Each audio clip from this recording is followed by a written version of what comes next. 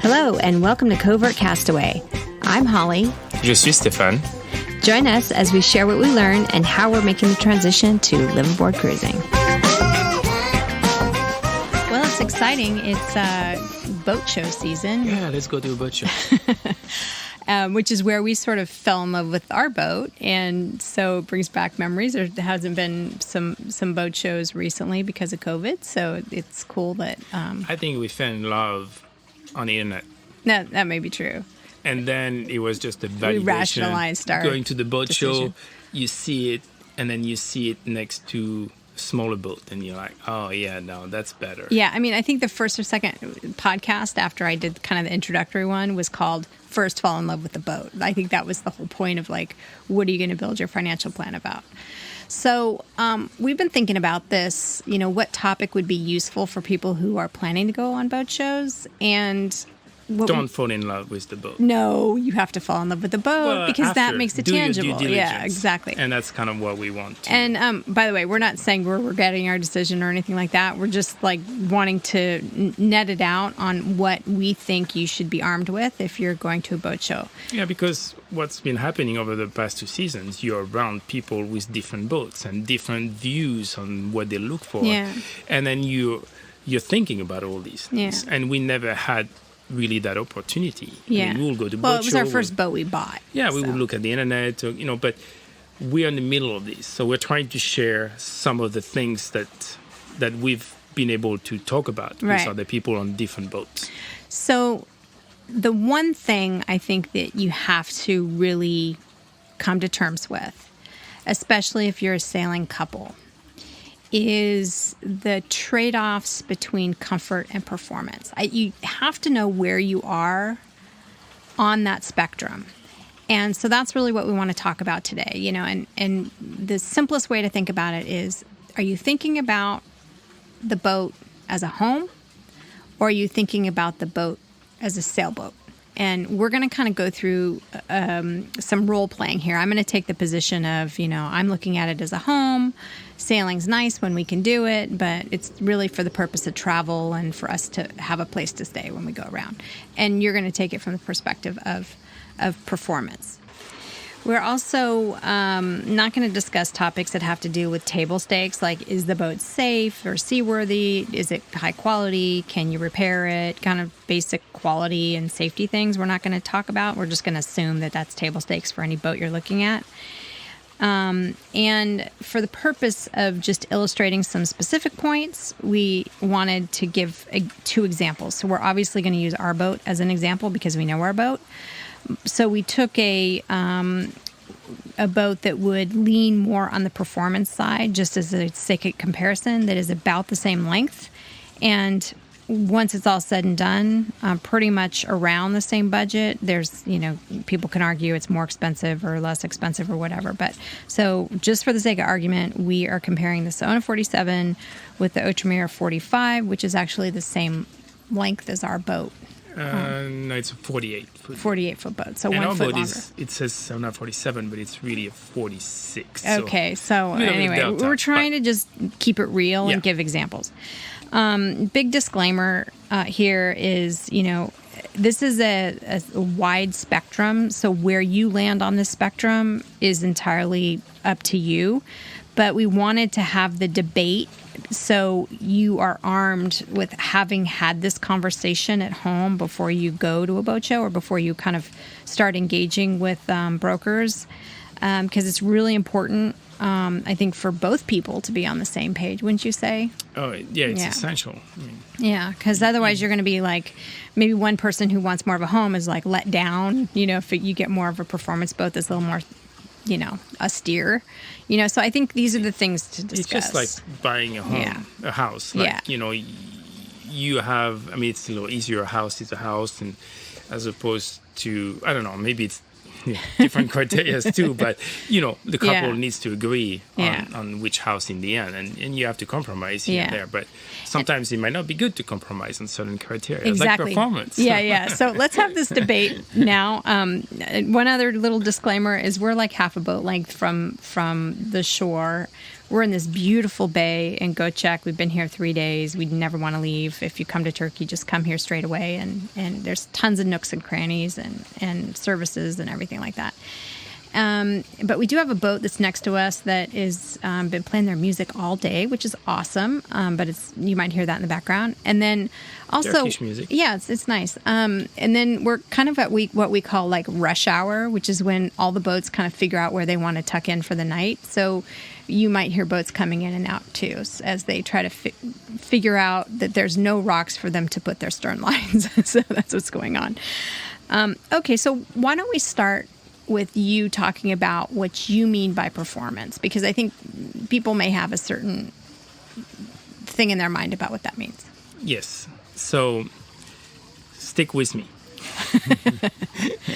We're not talking about... What do you mean by performance? Yeah, we're not talking about racing boats. So how we're going to use the word performance here in this context is performance cruising. And so what that means, it's not, I want the fastest boat to go from point A to point B. This will be like a gunboat, or H&H will be like a carbon boat, super light, super long, like super thin, and really designed to race or go fast. That's the goal. Here we're talking about performance cruising. So on the spectrum, it's kind of, we're going to use, as Holly said, the Outre-mer as an example. So what we mean by performance cruising is to be able to maintain a high speed average over a period of time. So maybe over a whole season, even, like just generally. Season? Is that what you mean? No. Well, I mean, as you do longer passages, shorter passages, as you get around, you're not talking about 1 day sailing and you hit a top speed. Even 1 day, like, can you maintain a 9-10 knots comfortably over like 10-hour passage, which you might do during the day because you want to go from this island to this island, and it might be that with the performance cruising boat, you might be like, hey, we can easily go 9-10 knots. We'll get at the end of the day where we want to be, and we'll be at anchor in the marina. Versus if you have like more of like a Fontaine Peugeot 47, it might be that you have to spend a night at sea and get there in the morning. Right. So, and what you hear in the background is some people... snorkelers right next to our boat. So they get to be on the podcast too. So that's and it's, it could be for a day, but it could be for like a 3-day passage. It could be for a crossing. Can you, basically those type of boats will be able to maintain a 9-10 knots average of boat speed. Obviously, they can go faster, a little slower, but on average, you'll do a crossing, a passage over 9-10 knots versus a boat like the Fontaine Peugeot Lexona will be like maybe 6-7. Right. And it doesn't sound like much. It's like, oh, it's only like, 3 knot difference. Well, that's 50%. Right. That's the difference. So you're not talking about high speed. You're talking about low speed, really, is what you mean. You mean the ability to sail with a bigger range of wind, I guess. Yes. It's if I made a parallel to a car, you don't need... like if you get a fast car like a Porsche, with the Porsche it would be more like the gunboat, I would say. But if you get like a Mercedes, for example, I don't know, something like a BMW, like you'll cruise comfortably to where you want to go. But if you need, within the reason, the limit of the law, if you need to go fast, for acceleration because you need to pass somebody, change lane, or you need. On the highway, you can maintain 130 miles per hour. Or you want to go for a joyride every now and then. Yeah, then you can do that. And you might have some reason at times to do this. So what we're talking about is really be able to maintain a high average speed over a period of time. In different conditions. In different conditions, Yeah, okay. With the potential to go much faster if you need to. Right. That's what we're talking about here with performance cruising. Right. And doing this in a comfortable way, because if the boat can go 15 knots, but you decide to go 9-10 knots, you're going to reef the sails, the boat will be under low stress, the crew will be under low stress, and you'll cruise comfortably to where you want. So that's what we mean by performance cruising. Mm-hmm. We don't mean racing boat. Okay. So I'm going to start just to take a position. So I think again, this is the role play here. I think the boat should feel like a home. Like you're basically living on it. So I don't want to live in a space that feels like a boat, like it's stripped out, like I can't relate to my living environment. I want to have guests and have them come and enjoy it. And I want a reasonable living space. I don't want to feel like I'm, bent over a sink to wash my hair. Like I want to feel like a shower is a nice shower. The fixtures are nice, like what I would like to enjoy being around. And so the design's important. The living space is important. It is a home. Yes. And performance cruising boats can be a home. They have all the amenities. You have showers and bathrooms and some are sinks. bigger and smaller than others. And yes. But we're talking about catamarans, yeah. So in the past, cruising on a monohull 40 to 50 feet was like what people thought was the norm, to go cruising comfortably. Now we basically are cruising with 2 monohulls with plenty of comfort. And those performance cruising boats, well, there are 2 monohulls, so there's plenty of space for friends. But first, we buy the boat for us, not for friends. And we're the ones living on the boat 98% of the time. And when we have friends, they're happy to come on the boat. And any boat, I think some people would be happy. Any boat. Yeah. So I think those performance cruising boats offer all the necessary amenities and comfort that a regular cruising boat offers. Yeah.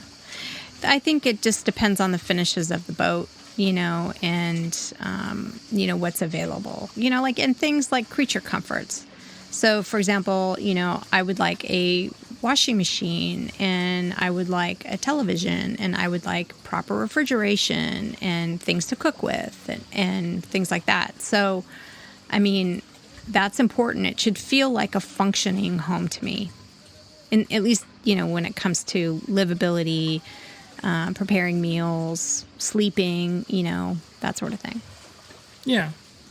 And I think, where there will be a compromise, I agree that will be the salon won't be as big, because those performance cruising boats, they want to center the weight kind of at the middle of the boat. And so, and first also they need to eliminate weight as much as possible.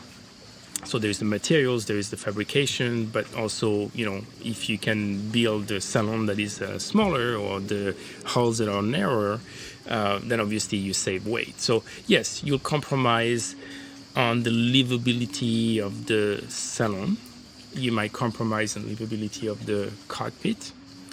But if the boat's longer, if the hulls are longer, why do they have to be so narrow anyway? No, to get a performance cruising boat, it's basically, there are basic criteria. There is the length of the hull. The longer the boat, the faster the boat. There'll be the shape of the hull. So you want thin bows and hulls, so there's minimum drag in the water. You want a light boat. So the materials, fabrication, and then, so you want a light boat. And the other thing I will add for the performance cruising boat is you'll want dagger boards, so you can sail upwind, almost similar to a monohull versus production catamaran boat will not sail upwind. You'll motor sail at best. So they're as long. They might have a smaller living space in in the cabins, in the bathroom, in the cockpit, in the salon, but it has all these spaces. They're just going to be a little bit more small. Well, this is what I don't understand. Like, if you're spending the same amount of money, you're getting everything smaller, and less ability to have less things on it because weight's an issue. So the holes might be longer, but there's less space to put stuff, and you're spending the same amount of money for less things. So what's the issue with the weight and the length of the holes and all that? Like, why? It's a trade-off, So you'll need the boat is going to be designed to be light, and they are going to expect you, or if you buy one of these boats, you should expect that you're going to keep it as light as possible. So there's many things you can add over time into a house, into a boat.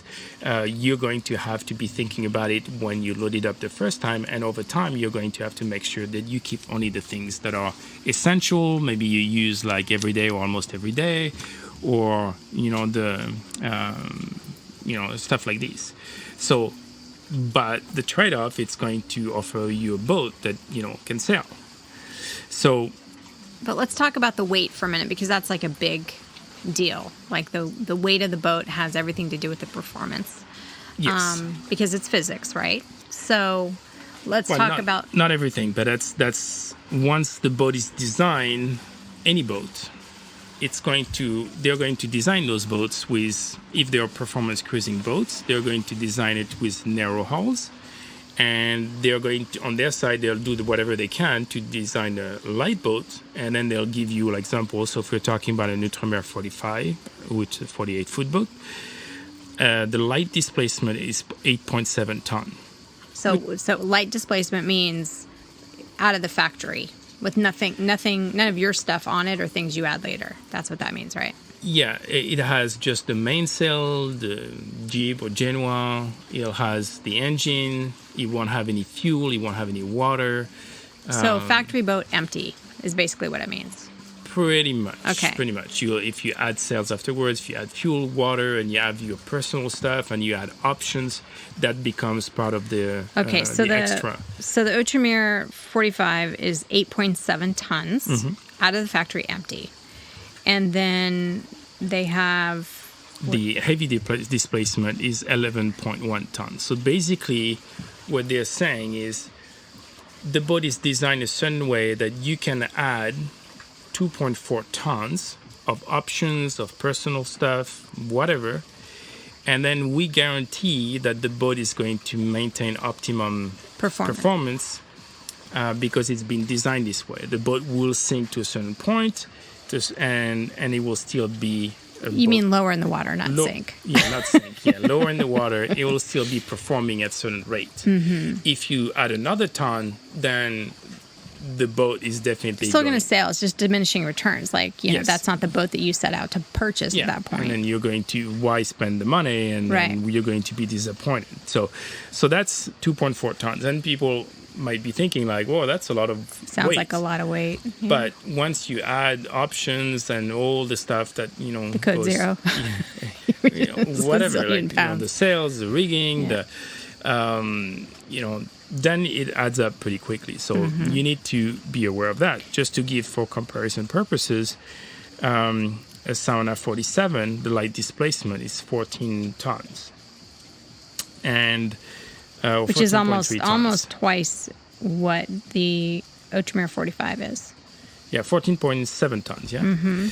And then the heavy displacement is 20 tons. So you can basically add 5.3 tons. So that's why you can basically add a generator, you can add, air conditioning, you can add, compressor, dive tanks. Extra fridge. And the boat, it has a much more capacity.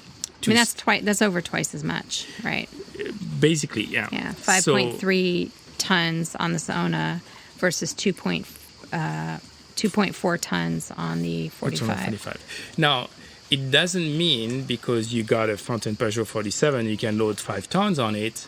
If you don't put the AC, the generator, all the things, you don't put them, the boat will remain lighter, will sail better. So you can also do the same exercise with any boat you have and just make sure that you want something that performs as best as possible. But that's where the shape of the holes come in. Yeah. But once you bought this boat, then you can make it as light as possible. It's never going to sail the same way, as an Ultramare, for example.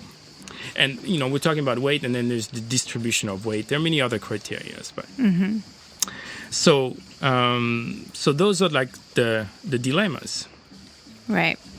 And, some of these performance boats do have, you could look at, and other podcasters and things have compared boats, and you can look at all those. But things just get crazy on price. Like they can get crazy fast. So you can get a really big boat, even the Outremer 55, which is a really nice boat and it has a lot of cool stuff. It's still expensive. Like it's way beyond, kind of the cruiser budget for a new boat for people that are buying new boats. And that's really, the context of what we're talking about. So it seems like, when you start adding, length, creature comforts, even if you offset it with carbon and all of these other things to keep the boat light on a kind of more performance-oriented boat, it blows up your budget really quickly. So I think that's something to think about. So what else on the performance side is important?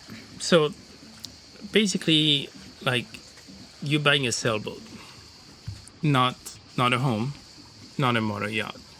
So the assumption is like, well, I know there's the dream of sailing, and you can have like a sunset sail, and it's beautiful, enjoyable, and it is, and it is, yeah. And you can do this in any sailboat.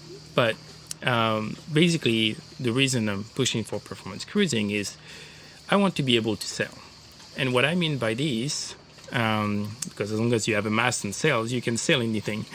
But what I mean by this is like, okay, if there is like 5 knots of wind, like we don't sail, we motor. Mm-hmm. If there is 5 knots of wind, I'd love to be able to raise the main, put whatever sails, like foresail, and then just move around 5 knots. That would be like, because it's a sailboat, I want to be able to move with the power of the wind. So that would be like really nice. Otherwise, let's buy a motor yacht, because now they do motor yachts, catamaran motor yachts, with thinner hulls also, and you get rid of the mast and the boom. Yeah, but that's like an all or nothing position, right? I mean, I guess that's why you're making the point. Is like with this boat, the 47. Yeah, I mean, we're motoring in lower wind. But like you said, we're not really in a hurry. And then when we sail, it's fine. We can sail. I think the thing that can get cumbersome is it's not necessarily easy to work with a bunch of different sails all at the same time if you have a double-handed crew.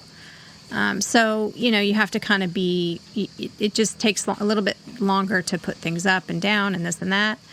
And I feel like, if you wanted to kind of scratch that itch, you could go rent a dinghy or a Hobie Cat or a J-boat. We've been to marinas where they do this in the off season to get that fix. I mean, is it necessary to live on a boat that you have to sail like all the time? Yes, because you can do both. So, no, I mean, obviously, love to sail, come from a racing background, just want to experience that feeling of the water going through, or the boat going through the water, like more. You have a joy for it, yeah. Yes. Or little puffs of wind, and you have this acceleration, and you're tweaking the sails, and you get like a couple knots. Well, that might be a lot, or you change sail. It's also something that keeps you like busy and interesting and challenging. And then when you get to the other side, you're like, oh, that was cool. Isn't that what kiteboarding's for? Well, kiteboarding is different. It's for acceleration, like for So it's like, and what you were saying, yeah, it's a commitment. It's more work, and that's why you want also a performance cruising boat, because they're lighter. They don't need as bigger sails as like a boat like ours. If we want to, because it's heavy, I guess, so the sails are bigger on our boat.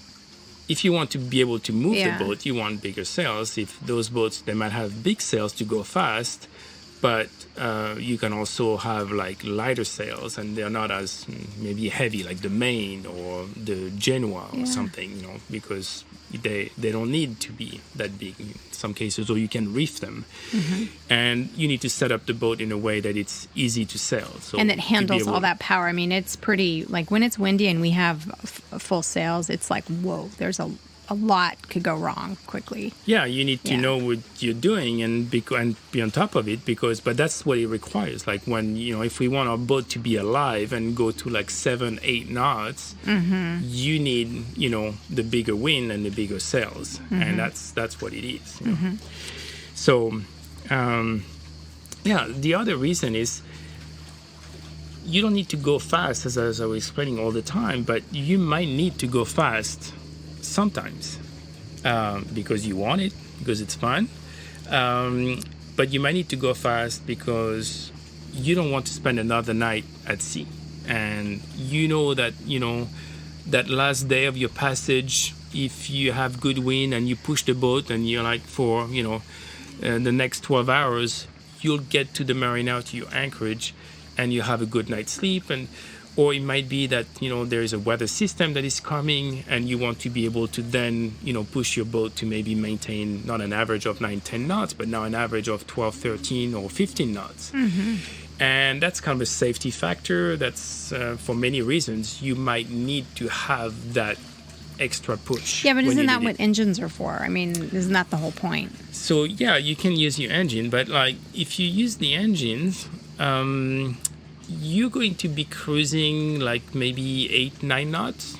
Like you use both engines, and you're doing, I don't know, I will have to look at the details, but you're doing like 2100 RPM plus, you know, maybe you push to like 25. I mean, you'll be moving, I don't know, my guess will be like between 8 and 9. You're not going to be moving at 12, 13. And it's a lot of diesel. That's a lot of diesel, and you know, if something goes wrong with your diesel, that's an issue with your diesel engine or something. But you're not going to be able to get those speeds in the double-digit speed and sustain them. Now, you have on a performance cruising boat, you'll have the sails that will allow you to potentially go much faster, like in double digits comfortably. And if you need to use the engines, you'll be able to do that too, because you know the hulls, the overall, what we talked about, the criteria that define a performance cruising boat will also apply when you're motoring. Now you're like, you know, you can, I mean, you'll be able to go faster, and there is obviously some physics involved, and you'll only be able to go so fast, but you'll be able to do that as well if, like, you know, and but with less or RPM or with the same RPM, you'll go a little bit faster. What was interesting to learn too, when we were talking to people that have, you know, these boats, is the engines are smaller because the boat's lighter. Yeah. So they want to keep a smaller engine on it, I guess. But it still goes pretty fast. Yeah, and also smaller diesel tank. Which the idea, and we do this on our boat. We turn one engine on, and if the sea is fairly flat, or if the waves are like at a good angle going with the boat, basically, then we'll turn off one engine, and then we'll motor on one engine, and it'll be comfortable. If those conditions are not there, then we need to use both engines. So in those cases, like for a performance cruising boat, because the way the boat is designed, you can basically, with a smaller engine, lighter engine, you can go as fast or even a little bit faster on one engine, or, you know, potentially with both engines. The limitation will be that we have like a big 2 diesel tanks that are pretty large, and on the performance cruising boats, they'll have smaller ones. So as long as the conditions allow you to motor on one engine, you'll still have plenty of like range. But if you needed to turn both engines for a long period of time, that will be the limitation. Yeah, exactly. And what about any of the, you know, let's talk about guests for a minute, because that's kind of, I think when we set out, we were thinking, you know, lots of people would come. And you were like, okay, everybody needs their own head.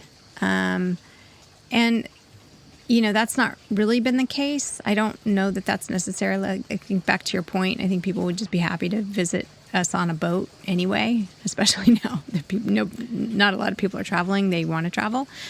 So, that was one thing I think that I was pretty concerned about, is being able to host people. Mm-hmm. In reality, it's not really that. It's sort of us, right? You have to look really at percentages and be like, okay, we hope to host more people in the future. COVID played a role. We are like in Europe, that plays a role. The logistics of getting people on a boat and then drop them is definitely tricky, because they need to plan in advance, and we don't know where we're going to be in advance. So there is all that the idea of like hosting people is great. We want people to come visit, like friends, family, but there is definitely logistics involved in all that. Having said all that, you have to also be realistic. Like, you're buying a boat for yourself, and you're going to be leaving the two of you, in our case, like 98% of the time, or at least, So to make decisions based on this, like 5% or 2% or whatever, then you have to say, okay, if it's only, performance cruising boat won't have two heads. So, I'm going to assume it's similar concept as ours.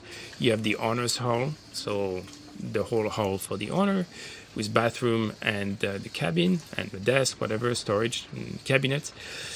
And you have two other cabins. In our case, each cabin has a shower and a head. And it's nice if you have guests and they each have their own bathroom, it's very nice. But you could have, for weight-saving purposes, two cabins and one shower, one head. I'm not sure it's necessary. I think, I get what you mean.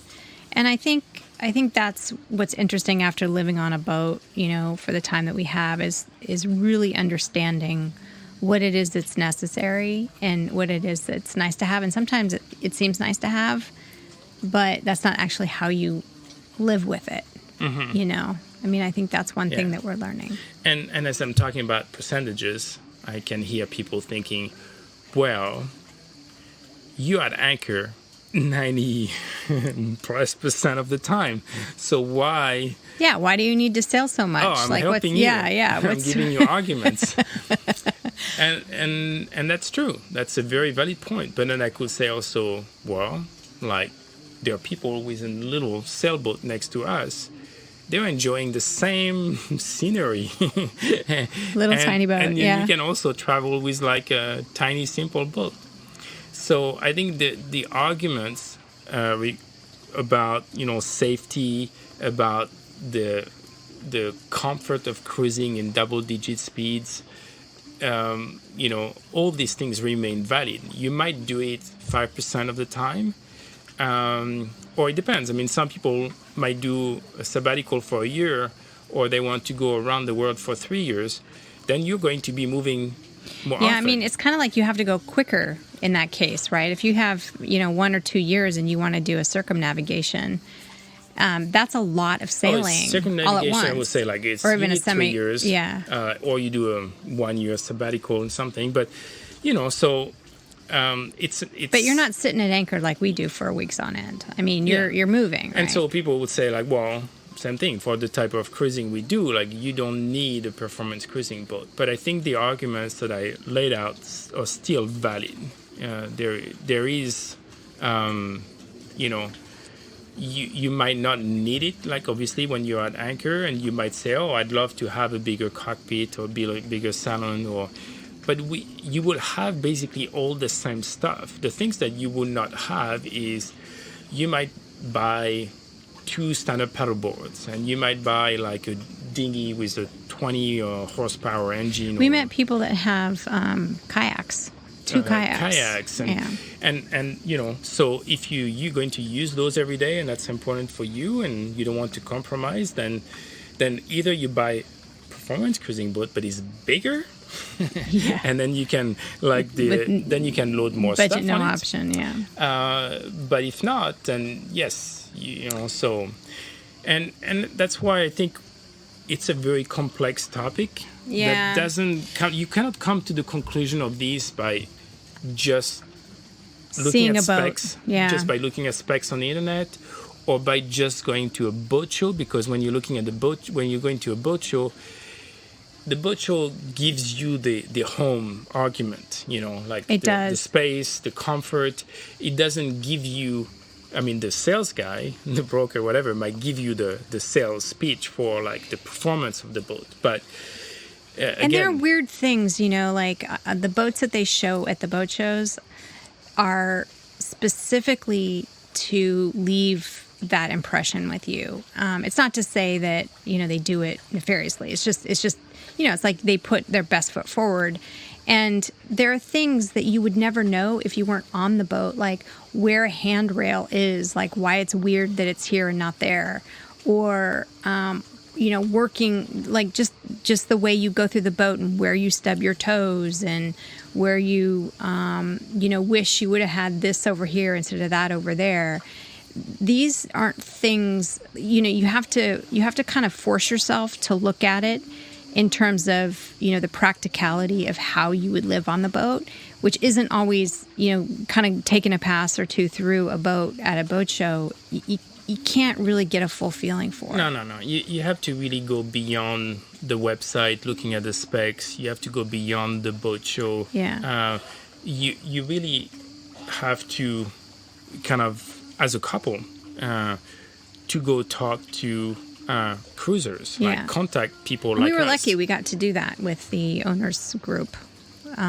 Yeah, but then you're already committed. You're already like part of the owners, because there are groups that are private, and you could go to a Fontaine Peugeot group, or any manufacturer for that matter. Yeah, and there's some groups that are open, and you can ask questions. If people, if you're looking at some boats and they're kind of active on social media, like reach to us. Like we can answer, share. Everybody is always willing to talk about their own boat. Yeah, because everybody's they know the struggle, between comfort and performance. And these are debates that have happened on many boats, I think.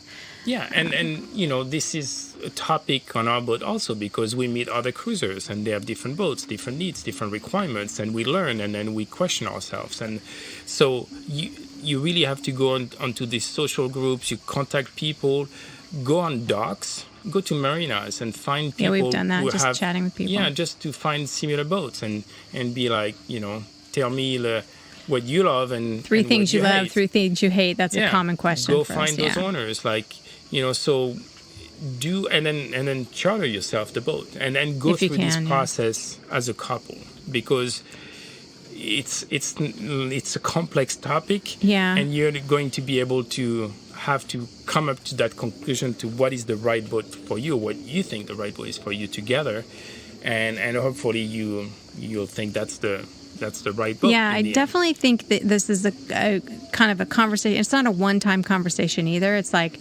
make sure you're on the same page about what you're willing to trade off, so that when you make a decision, that you've kind of gone through that thought process. And I think the analogy that sticks for me, because I have a love for nice cars. Like, that's just, you weren't that way. You kind of had the same car for a long time. Mm-hmm. I was like, really? This is the car you're driving? When we started dating, I was like, what's up with your car? Let's go to point A to point B. You had the windshield, the handle windows that I got in the car. I was like, what the heck? Which became cool, because my daughter and her friends had no idea how to open the window. They were like, this is so cool. It's so out, it's in. Okay. Yeah, so anyway, I have a love for nice cars. So I remember having a dilemma, in my own kind of, just for an analogy, is I really wanted a convertible, but I had 2 kids. Right. So, and I would commute and, I was working too. And I was like, wow. But I was coming from a minivan. Right. And so like in the minivan, you can fit as much stuff as you want. You're not going to, it's not like it's a minivan. That's what it's for. And, you're not going to necessarily, get as much joy as you would out of a convertible, say. But, you make a decision, you make a set of trade-offs, and that's how it is. When you start getting close to some kind of combined version where you get the best of both worlds, and I'm just going to pull this out of my hat here, you're in kind of the price range if you're comparing a BMW convertible against a, fully loaded minivan, when you can kind of get the best of both worlds, you're talking about a Range Rover or something like this that is just like way more expensive. So this is the same dilemma, I think, with boats is, to get the absolute compromise you need, it's just a different budget envelope. So, at least where we are in our kind of, world of budget we live in, we have to make these kinds of, you're just going to be trading things off. And it's just really important to know what those trade-offs are. I think back to the original point. Yeah.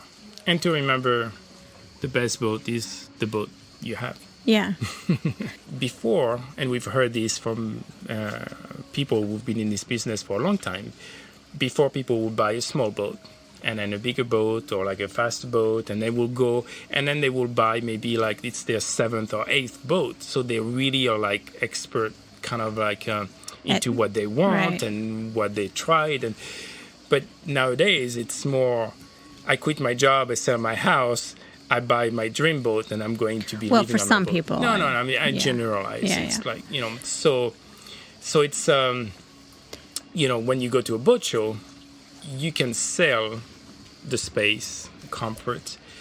You cannot sell the performance because you're not actually taking people on rides on the boats mostly. So that's why we're saying have that conversation, understand what performance cruising mean, or if your spouse is like no performance, the performance cruising, and we haven't sailed those boats, but the performance cruising is also like, if you're reefed and the boat is moving nicely without effort and behaves well, like it's not hobby horsing, like going up and down the waves like as much, then your spouse that might say, oh, we don't need a fast boat, but at the same time it'll be like, oh, this is a more comfortable boat that's moving, and that'll be better for everybody. So and I want to take it in the other direction too, which is, when we set out and we were like, okay, we're gonna shoot for the moon on a catamaran. That was kind of how we just went about doing it. We're like, let's put our dream boat down on paper and build a financial plan around it.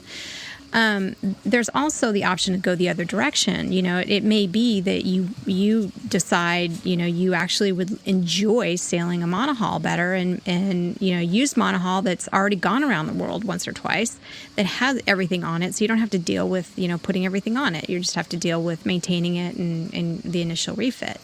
So, I mean, there could be an argument made in many different directions. So I don't want to leave people with the impression that, once you have one boat, you want a different boat. That's not what we're really trying to say. What we're trying to say is if it's your first time buying a boat, make sure that you've had and it's the two of you and you intend to live on it and you're debating, whether comfort or performance are more important. It's just really important to have these conversations, first.